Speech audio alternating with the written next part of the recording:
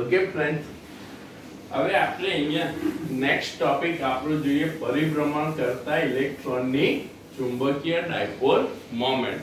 તો આપણને ખ્યાલ છે આપણે આગળ પણ ભણી ગયા છે અને આગળ પણ આપણે પ્રકરણ 12 માં ફિઝિક્સના ધોરણ 12 ના પ્રકરણ 12 માં આપણે હાઇડ્રોજન પરમાણુ મોડેલ ભણીશું, જેમાં બોરનું હાઇડ્રોજન પરમાણુ મોડેલ આપણે ભણવાનું છે.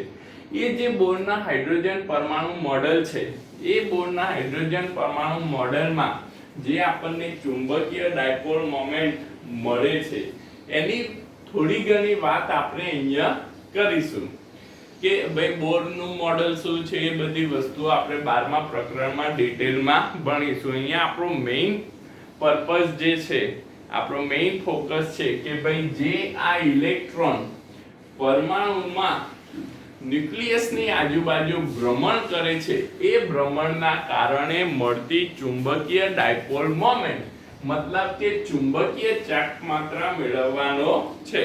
તો અહીંયા આપણે જોઈએ તો મિત્રો મેં એક હાઇડ્રોજન મોડેલ લીધેલું છે. આ હાઇડ્રોજન મોડેલમાં એનું કેન્દ્ર ન્યુક્લિયસ છે, જેનો વિદ્યુતભાર આપણે +Z, એની કક્ષામાં ઇલેક્ટ્રોન ભ્રમણ કરે છે અને એ ઇલેક્ટ્રોનના ભ્રમણના કારણે અહીંયા આપણને એની ચુંબકીય ક્ષેત્ર મળે છે, જેની ચુંબકીય ડાયપોલ મોમેન્ટ મેં μ લીધી છે. અને જે ચુંબકીય ડાયપોલ મોમેન્ટ છે, એ ચુંબકીય ડાયપોલ મોમેન્ટની દિશા કેવી છે, તો એ સમતલની અંદરની દિશામાં મેં લીધેલી છે. એ બધી વસ્તુઓ આપણે ડિટેલમાં 1 by 1 સમજીશું. આ ખાલી મેં અહીંયા આકૃતિમાં શું દર્શાવ્યું છે એ વસ્તુ તમને કીધી. કેમ એની ચુંબકીય ડાયપોલ મોમેન્ટની દિશા અંદરની બાજુ છે એ પણ આપણે અહીંયા સમજીશું. તો અહીંયા આકૃતિમાં જોઈએ તો ઇલેક્ટ્રોન જે છે, એ ઇલેક્ટ્રોન શું કરે છે, તો આ ઇલેક્ટ્રોન ભારે ન્યુક્લિયસની આજુબાજુ વર્તુળાકાર કક્ષામાં ભ્રમણ કરે છે. હવે ઇલેક્ટ્રોન ભ્રમણ કરે મતલબ કે ઇલેક્ટ્રોન ગતિ કરે, જેના કારણે પ્રવાહનું નિર્માણ થાય છે. એ આપણે ભણી ગયા છે કે ભાઈ જ્યારે ઇલેક્ટ્રોન ગતિમાં હોય, એ ગતિમાન વિદ્યુતભારના કારણે આપણને પ્રવાહ મળે છે. તો અહીંયા પણ ઇલેક્ટ્રોન શું કરે છે, તો અહીંયા પણ ઇલેક્ટ્રોન એને ન્યુક્લિયસની આજુબાજુ વર્તુળાકાર કક્ષામાં ભ્રમણ કરે છે, જે આપણે જોઈ શકીએ છીએ. તો આ ઇલેક્ટ્રોન કેટલા પ્રવાહનું નિર્માણ કરે છે, તો આ ઇલેક્ટ્રોન I = E/T. E શું છે, ઇલેક્ટ્રોનનો વિદ્યુતભાર છે અને T આપણો આવર્તકાળ છે. તો અહીંયા I = E/T જેટલા પ્રવાહનું નિર્માણ થાય છે. હવે મિત્રો આપણે જોઈએ તો અહીંયા જે આ ઇલેક્ટ્રોન છે, એ ઇલેક્ટ્રોન કેટલી ત્રિજ્યા ધરાવતી, r ત્રિજ્યા ધરાવતી કક્ષામાં ભ્રમણ કરે છે, કક્ષીય ભ્રમણ કરે છે. તો અહીંયા આપણે તેની કક્ષીય ઝડપની વાત કરીએ તો ઇલેક્ટ્રોન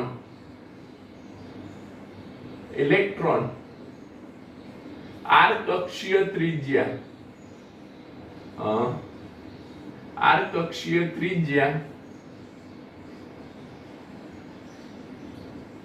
માં ભ્રમણ કરે છે. ત્રિજ્યા ધરાવતી કક્ષામાં ભ્રમણ કરે છે. હવે જો એ r ત્રિજ્યા ધરાવતી કક્ષામાં ભ્રમણ કરે તો તેની કક્ષીય ઝડપ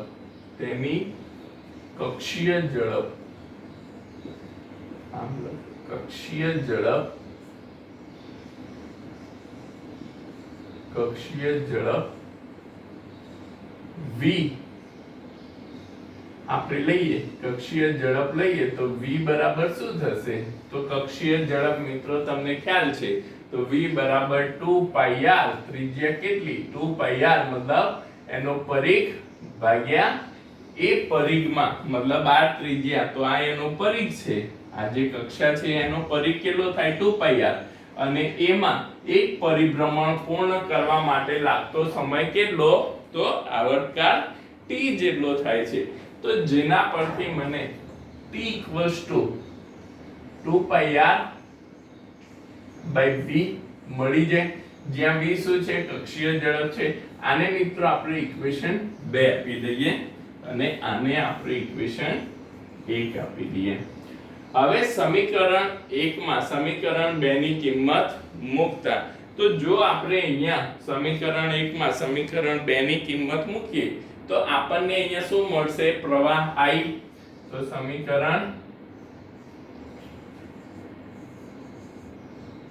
1 માં 2 ની કિંમત મૂકતા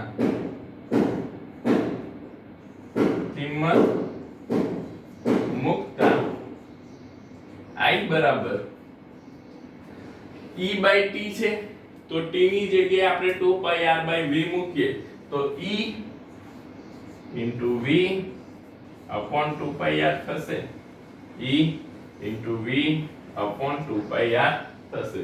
તો જેને આપણે સમીકરણ 3 આપી દઈએ. તો અહીંયા આપણને સમીકરણ 1 માં 2 ની કિંમત મૂકીએ તો I બરાબર I પ્રવાહ કેટલો મળે છે, ev/2πr આપણને મળે છે. તો અહીંયા આપણને આ જે ઇલેક્ટ્રોન ભ્રમણ કરે છે એ ઇલેક્ટ્રોનની ભ્રમણને કારણે કેટલો પ્રવાહ નિર્માણ થાય છે એ આપણને મળી ગયું.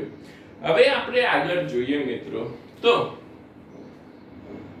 આપણે આગળ ડાયપોલ મોમેન્ટ મતલબ કે ચુંબકીય ચાકમાત્રાની વ્યાખ્યા જોઈ ગયા છે.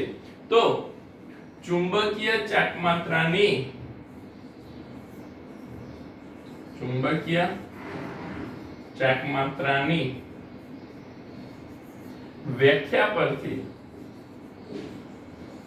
વ્યાખ્યા પરથી આ ઇલેક્ટ્રોનની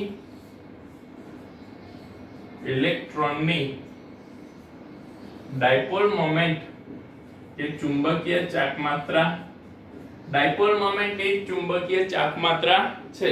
તો ઇલેક્ટ્રોનની ડાયપોલ મોમેન્ટ μ(L) બરાબર, તો યાદ કરો ચુંબકીય ડાયપોલ મોમેન્ટ મેં m બરાબર તમને શું કીધું હતું, તો m બરાબર I * a પ્રવાહ ગુણ્યા એનું ક્ષેત્રફળ. તો અહીંયા મિત્રો ચુંબકીય ડાયપોલ મોમેન્ટ I * a આપણે જોઈ ગયા હતા NIA કાં તો m બરાબર IA પણ આપણે લઈ શકીએ વર્તુળાકાર ગૂંચળા માટે. તો આને ત્યાં આપણે m દર્શાવતા હતા, વર્તુળાકાર ગૂંચળામાં આપણે ચુંબકીય ડાયપોલ મોમેન્ટ m દર્શાવતા હતા. અહીંયા વર્તુળાકાર ભ્રમણ કરતા ઇલેક્ટ્રોન માટે આપણે એને μ અને L σL તરીકે દર્શાવીશું. તો μL એ શું છે, તો વર્તુળાકાર કક્ષામાં ભ્રમણ કરતા ઇલેક્ટ્રોનની ચુંબકીય ડાયપોલ મોમેન્ટ છે. તો यहाँ पे μL = આપણને I * a મળે. હવે મિત્રો I તો આપણને ખ્યાલ છે, સમીકરણ 3 માં આપણે જોઈ ગયા. અને a શું થશે, તો અહીંયા આ જે ઇલેક્ટ્રોન છે એ ઇલેક્ટ્રોન r ત્રિજ્યા ધરાવતી કક્ષામાં વર્તુળાકાર ગતિ કરે છે. તો મતલબ એનું ક્ષેત્રફળ થશે, તો μL = I કેટલું છે, ev/2πr into r છેદનું ક્ષેત્રફળ πr². r ત્રિજ્યામાં ઇલેક્ટ્રોન વર્તુળાકાર કક્ષામાં, તો જે કક્ષા રચાય છે એનું આપણને ક્ષેત્રફળ કેટલું મળ્યું, πr². એનું ક્ષેત્રફળ πr² થશે. તો અહીંયા એક r કેન્સલ, પાઈ કેન્સલ, તો આપણને μL મતલબ કે ડાયપોલ મોમેન્ટ કેટલી મળશે, તો EVR/2 મતલબ એને સિમ્પલી આપણે યાદ રાખવું હોય તો 1/2 EVR વર્તુળાકાર કક્ષામાં ભ્રમણ કરતા ઇલેક્ટ્રોનની ચુંબકીય ડાયપોલ મોમેન્ટ આપણને કેટલી મળે છે, μL = EVR/2 કાં તો 1/2 EVR જેટલી મળે છે. હવે મિત્રો જે મેં તમને કીધું કે ભાઈ આ જે આપણને મ્યુ ઓફ એલ મેં આકૃતિમાં દર્શાવ્યું છે એની કિંમત આપણને મળી ગઈ, તો એની કિંમત શું થશે 1/2 EVR થશે, જ્યાં E શું છે ઇલેક્ટ્રોનનો વિદ્યુતભાર, V તેની કક્ષીય ઝડપ, R એની કક્ષાની ત્રિજ્યા. તો હવે આ જે આપણને ડાયપોલ મોમેન્ટ મળે છે કે જે ચુંબકીય ચાકમાત્રા મળે છે એ ચુંબકીય ચાકમાત્રાની દિશા આપણે કઈ રીતે લઈશું. તો મિત્રો અહીંયા આપણે જોઈએ તો સમજો આ ઇલેક્ટ્રોન છે એ ઇલેક્ટ્રોન હાઇડ્રોજન મોડેલમાં એન્ટી ક્લોકવાઇઝ મતલબ વિષમગળી દિશામાં ભ્રમણ કરે છે. ઇલેક્ટ્રોન કઈ દિશામાં ભ્રમણ કરે છે? વિષમગળી દિશામાં ભ્રમણ કરે છે.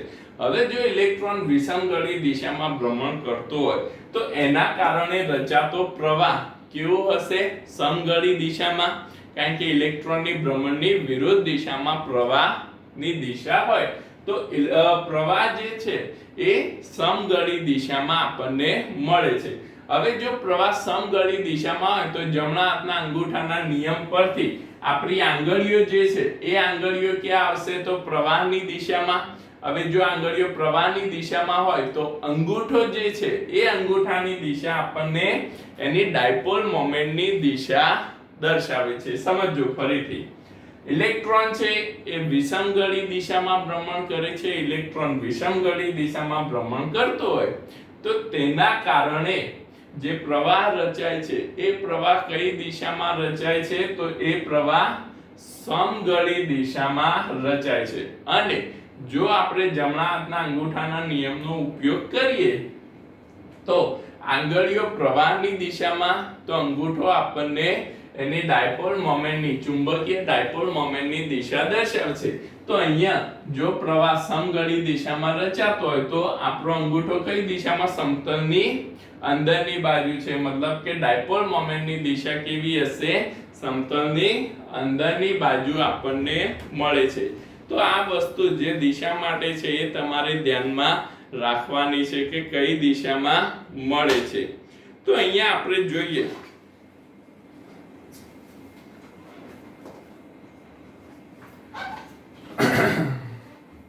જો ઇલેક્ટ્રોન વિષમગળી, જે વસ્તુ મેં કીધી એ વસ્તુ અહીંયા હું લખું, વિષમગળી દિશામાં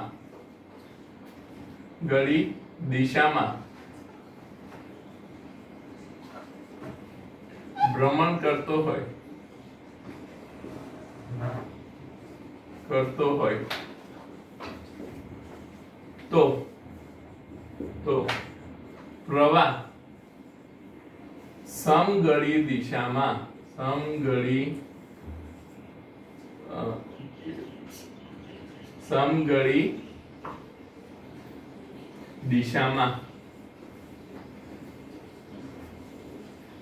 રચાય છે. સમગળી દિશામાં રચાય છે. તો જમણા હાથના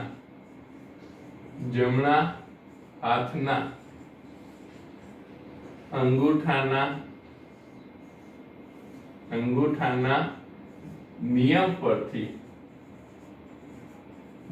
પરથી ચુંબકીય ડાયપોલ મોમેન્ટની દિશા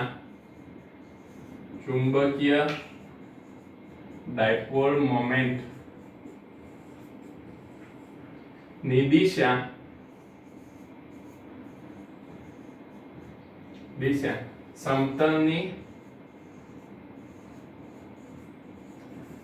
અંદરની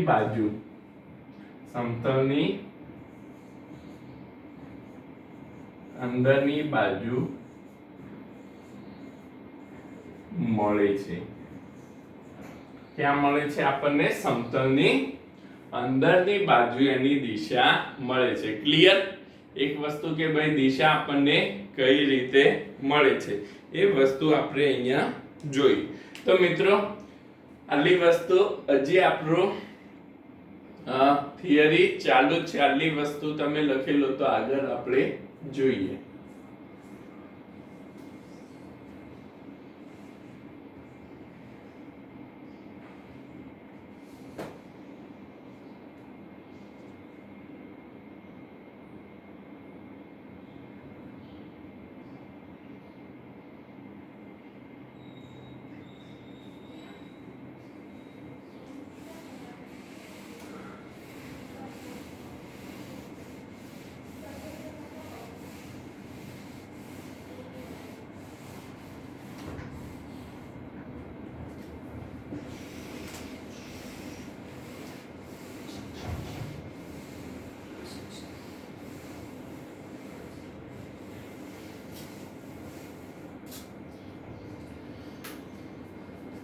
ઓકે તો અહીંયા આપણે આની ચુંબકીય ડાયપોલ મોમેન્ટ જોઈએ છે mu of L equals to EVR આપણને મળે છે.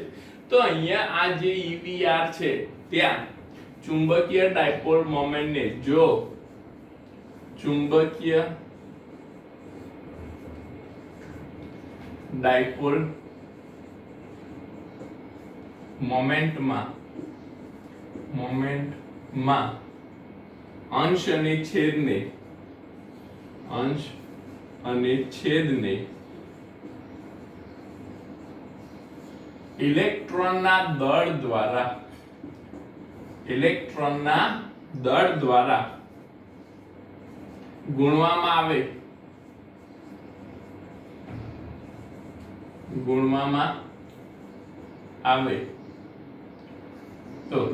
તો અહીંયા મિત્રો mu of L equals to આપણે શું કરીએ છીએ તો અંશ અને છેદને ઇલેક્ટ્રોનના દળ દ્વારા ગુણી લઈએ છીએ. તો અહીંયા E into ઇલેક્ટ્રોનનું દળ કેટલું me into ver. સમજો મેં છૂટું કરી લીધું છે. અહીંયા me વડે ગુણી નાખ્યું, ઇલેક્ટ્રોનને અલગ કર્યો અને vr ને અલગ કર્યા. તો નીચે પણ આપણે છેદમાં પણ ઇલેક્ટ્રોન ના દળ વડે ગુણવું પડે. તો me કેન્સલ, આપણું ઇક્વેશન 1/2 EVR મળી જશે. હવે મિત્રો તમે જુઓ તો mvr યાદ કરો mvr શું છે. તો mvr અહીંયા ઇલેક્ટ્રોન શું કરે છે કોણીય ગતિ કરે છે. ઇલેક્ટ્રોન શું કરે છે કોણીય ગતિ કરે છે. જો ઇલેક્ટ્રોન કોણીય ગતિ કરતો હોય તો તેના કારણે ઇલેક્ટ્રોનની કોણીય ગતિના કારણે કોણીય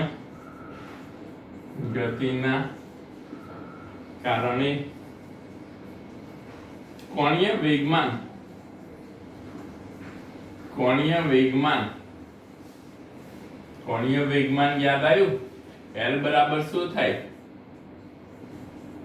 m e vr, મતલબ mvr આપણે લેતા હતા. અહીંયા ઇલેક્ટ્રોનનું દળ છે એટલે me ver આપણે લઈએ છે. તો અહીંયા આપણે હવે ડાયપોલ મોમેન્ટ ને દર્શાવી હોય તો શું દર્શાવાય mu of L equals to E upon 2me into કોણીય વેગમાન L. mu of L equals to E upon 2me into L. તો જો આપણે એને સદિશ સ્વરૂપે દર્શાવીએ mu of L સદિશ સ્વરૂપે તો E upon 2me અહીંયા નેગેટિવ આવશે માઈનસ E upon 2me જ્યાં કોણીય વેગમાન સદિશ સ્વરૂપે. તો mu of L સદિશ બરાબર -E upon 2me into કોણીય વેગમાન L સદિશ. હવે અહીંયા મિત્રો મેં નેગેટિવ સાઇન મતલબ ઋણ નિશાની દર્શાવી છે. જે ડાયપોલ મોમેન્ટ આપણને મળે છે એ ડાયપોલ મોમેન્ટ મેં કેવી દર્શાવી છે ઋણ દર્શાવી છે. આ ઋણ નિશાની હોવાનું કારણ શું તો અહીં ઇલેક્ટ્રોનનો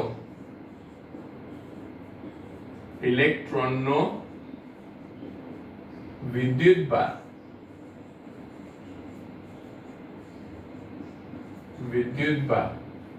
ઋણ હોવાથી તેની ડાયપોલ મોમેન્ટ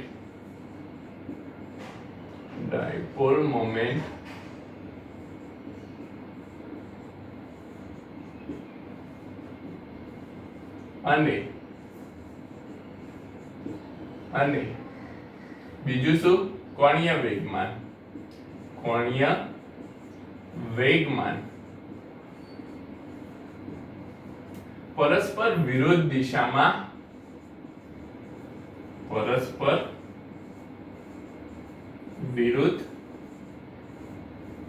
દિશામાં હોય છે.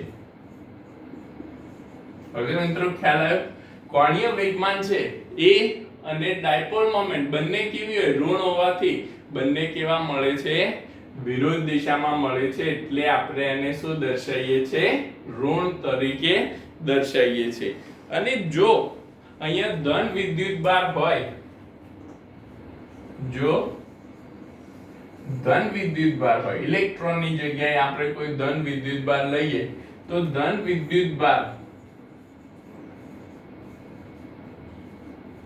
ના કારણે મળતી ડાયપોલ મોમેન્ટ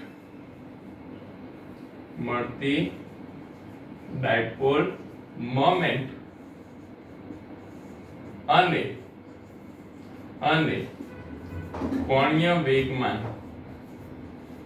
કોણીય વેગમાન સમાન દિશામાં હોય છે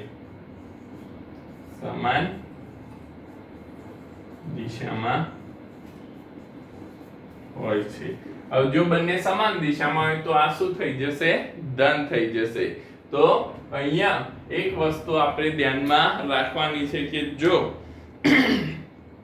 આપણે ઇલેક્ટ્રોન માટે લેતા હોઈએ તો ઇલેક્ટ્રોન માટે તેની ડાયપોલ મોમેન્ટ અને કોણીય વેગમાન બંને કેવા હોય છે પરસ્પર વિરુદ્ધ દિશામાં ડાયપોલ મોમેન્ટની દિશા કઈ રીતે લેવાની એ વસ્તુ આપણે જમણા હાથના અંગૂઠાના નિયમ પરથી જોઈ ગયા તો તેના પરથી આપણે કહી શકીએ કે જો પરસ્પર વિરુદ્ધ દિશામાં છે તો એ કેવી મળશે ઋણ મળશે અને જો ધન વિદ્યુતભાર હોય ધન વિદ્યુતભારના કારણે ડાયપોલ મોમેન્ટની દિશા શું થશે ઉલટાઈ જશે હવે ડાયપોલ મોમેન્ટની દિશા ઉલટાઈ જાય તો કોણીય વેગમાન અને ડાયપોલ મોમેન્ટની દિશા કેવી મળે છે સમાન મળે છે બીજી એક વસ્તુ આપણે અહીંયા જોઈએ તો μ ઓફ L બાય L મતલબ આ જે સમીકરણ છે આપણું એ સમીકરણ ડાયપોલ મોમેન્ટમાંથી ડાયપોલ મોમેન્ટ બાય કોણીય વેગમાન આપણે કરીએ તો અહીંયા શું મળશે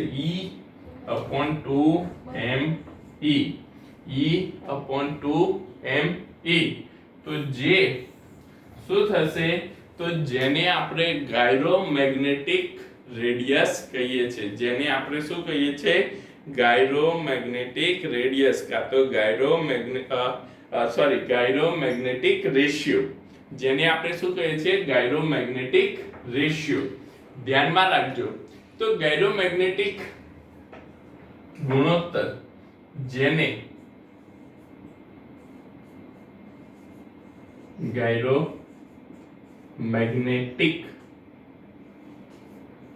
મેગ્નેટિક ગુણોત્તર કા તો રેશિયો ગુણોત્તર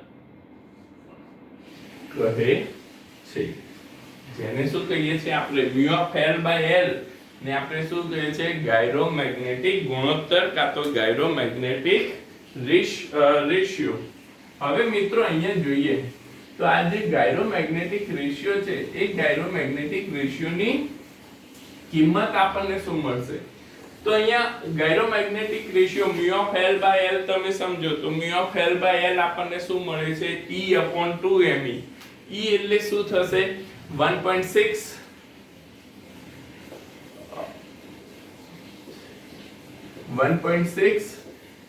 into 10⁻⁹ ઇલેક્ટ્રોનનો વિદ્યુતભાર ભાગ્યા ઇલેક્ટ્રોનનું દર 2 into ઇલેક્ટ્રોનનું દર તો ઇલેક્ટ્રોનનું દર કેટલું 9.1 into 10⁻31 તો જ્યારે આપણે આ gyromagnetic ratio μ of L by L જોઈએ તો એ આપણને મળે છે 8.8 into 10⁻10 8.8 into 10⁻10 કુલમ પર કેજી કેટલી મળે છે આ કિંમત તમારે ધ્યાનમાં રાખવાની છે ઘણીવાર આપણને એમસીક્યુ માં પૂછાય છે μ ઓફ L બાય L मतलब गायरोमैग्नेटिक रेशियो આપણને મળે છે 8.8 into 10⁻10 કુલમ પર કેજી તો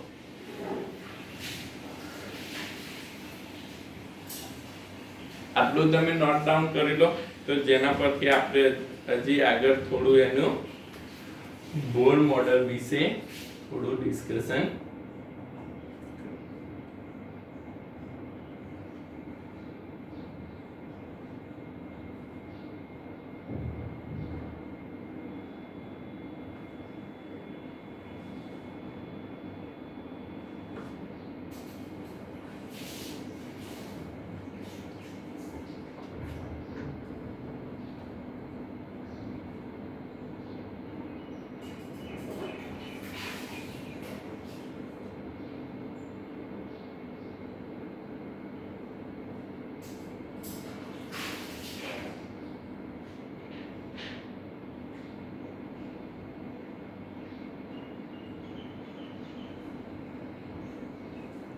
ઓકે તો અહીંયા આપણે જોઈએ તો બોરના અધિતર્ક પ્રથમ અધિતર્ક પરથી જે બોરનો પ્રથમ અધિતર્ક તમે જોશો તો બોરનો પ્રથમ અધિતર્ક શું કહે છે તો હંમેશા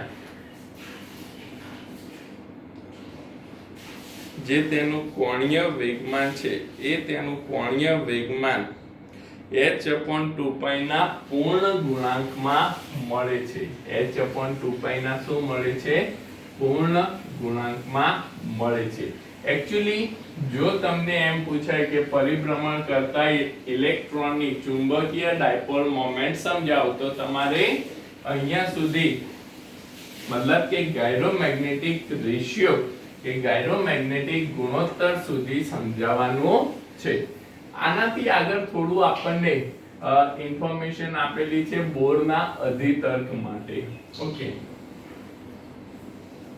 કે ભાઈ બોરના અધિતર્ક માટે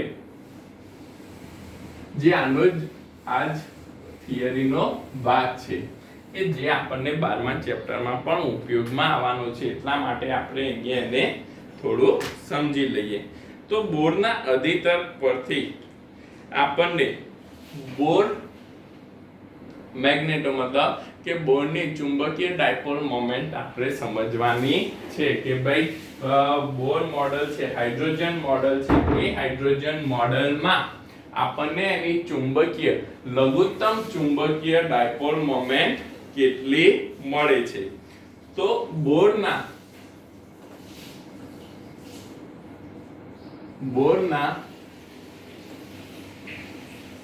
પ્રથમ અધિતર્ક પરથી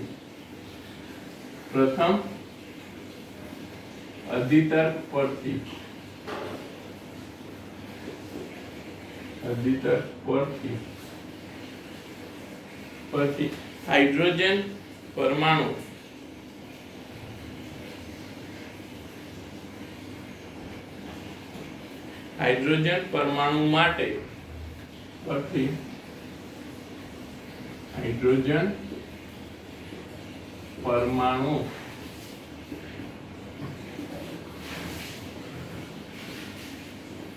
ની ડાયપોલ મોમેન્ટ ઓકે કારણ કે બોરનું જે મોડેલ છે એ બોરનું મોડેલ તેને હાઇડ્રોજન પરમાણુ માટે બનાવેલું છે હાઇડ્રોજન પરમાણુને ધ્યાનમાં રાખીને એને બનાવેલું હતું એટલે આપણે એને હાઇડ્રોજન પરમાણુની ડાયપોલ મોમેન્ટ કહીશું તો જે આપણને અહીંયા શું મળશે આને ડિટેલમાં તો આપણે 12મા ચેપ્ટરમાં ભણીશું પણ એની આપણે ડાયપોલ મોમેન્ટ અહીંયા મેળવીએ તો એ જે ડાયપોલ મોમેન્ટ છે એ ડાયપોલ મોમેન્ટ આપણને શું મળે છે તો અહીંયા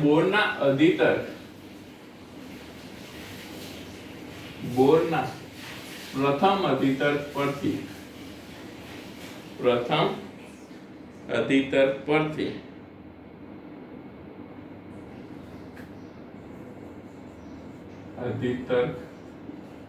પરથી તેની પ્રથમ કક્ષામાં કાં તો તેની nમી કક્ષામાં ભ્રમણ કરતા તેની nમી કક્ષામાં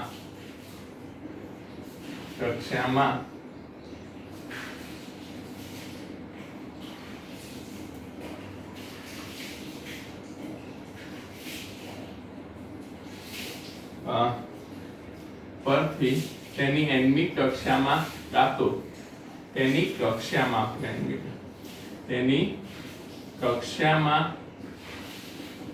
ભ્રમણ કરતા ઇલેક્ટ્રોનનું કોણીય વેગમાન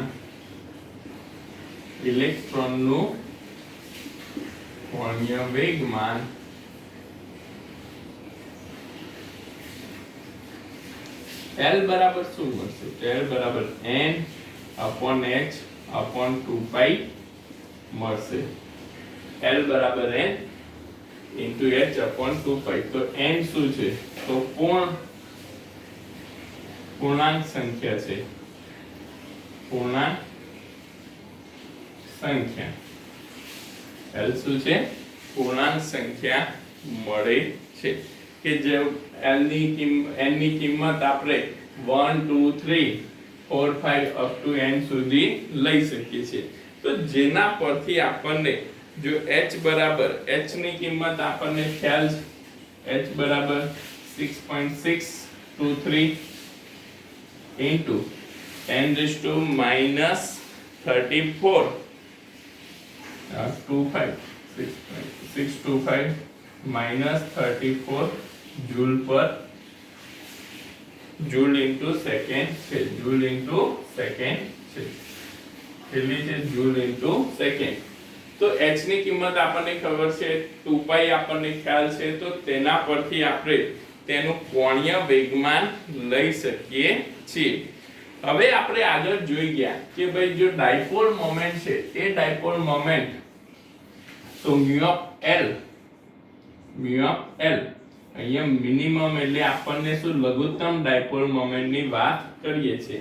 તો μ ઓફ L નું ઇક્વેશન તો આગળ આપણે જોઈ ગયા E/2me into L E/2me into એનું કોણીય વેગમાન L છે. તો જ્યાં L ની કિંમત આપણે મૂકીએ તો μ of L minimum equals to E/2me into NH/2π. NH/2π શું મળશે? તો E/2me NH/2π જ્યાં n બરાબર આપણે 1 લઈ લઈએ કે જ્યાં n બરાબર પ્રથમ કક્ષા માટે કે તો n બરાબર 1 માટે μ of L minimum E of h upon 4π into me મળશે કે ભાઈ e ની કિંમત આપણને ખ્યાલ છે, h આપણને ખ્યાલ છે, પ્લાન્ક અચળાંક me આપણને ખ્યાલ છે. તો તેના પરથી તેની મિનિમમ ડાયપોલ મોમેન્ટ આપણને કેટલી મળે છે? તો 9.27 ગુણ્યા 10⁻24 ઘાત. આની કિંમતો મૂકીએ તો આની કિંમતો પરથી આપણને e ની કિંમત મૂકો, h ની કિંમત મૂકો, 4π me તમે મૂકો તો 1.6 into 10⁻⁻19 into h આપણને કેટલું 6.625 into 10⁻⁻34 ભાગ્યા 4π into 9.1 into 10⁻31. તો જેના પરથી μ ઓફ L મિનિમમ આપણને કેટલું મળે છે? 9.27 ગુણ્યા 10⁻24 ઘાત ampere into metre square. Dipole moment નો એકમ એમ્પિયર ઇન્ટુ મીટર સ્ક્વેર. તો આટલી હાઇડ્રોજન મોડેલ જે છે એ હાઇડ્રોજન મોડેલમાં ભ્રમણ કરતા ઇલેક્ટ્રોનની આપણને લઘુત્તમ ડાયપોલ મોમેન્ટ 9.27 ગુણ્યા 10⁻24 એમ્પિયર ઇન્ટુ મીટર સ્ક્વેર જેટલી મળે છે. તો આ જે ડાયપોલ મોમેન્ટ છે એ ડાયપોલ મોમેન્ટ ને આપણે શું કહીએ છીએ તો આ ડાયપોલ મોમેન્ટને ઇલેક્ટ્રોનની કક્ષીય ડાયપોલ મોમેન્ટ, સમજો, કક્ષીય ડાયપોલ મોમેન્ટ કહેવામાં આવે છે. તો આ જે કક્ષીય ડાયપોલ મોમેન્ટ એટલે શું કે ભાઈ ઇલેક્ટ્રોન છે એ ઇલેક્ટ્રોન ભારે ન્યુક્લિયસની આજુબાજુ ભ્રમણ કરે છે અને એ ઇલેક્ટ્રોનની ગતિના કારણે આપણને અહીંયા એની કક્ષીય ડાયપોલ મોમેન્ટ કેટલી મળે છે 9.27 × 10⁻²4 એમ્પિયર ઇન્ટુ મીટર સ્ક્વેર મળે છે. હું કક્ષીય કેમ અલગ થઈ ગયો છું તો ભાઈ કક્ષીય ભ્રમણ કે બીજું ઇલેક્ટ્રોન પોતાની સ્પિન, મતલબ ઇલેક્ટ્રોન શું છે તો ઇલેક્ટ્રોન સ્પિન થાય છે. જેમ આપણે દડો હોય એ દડાને આપણે ફેરવીએ તો એ દડો જેમ સ્પિન થાય છે, ભમરડો છે એ ભમરડો જે રીતે સ્પિન થાય છે એ રીતે અહીંયા ઇલેક્ટ્રોન પણ પોતાની જે દરી છે એના ઉપર શું થાય છે, સ્પિન થાય છે.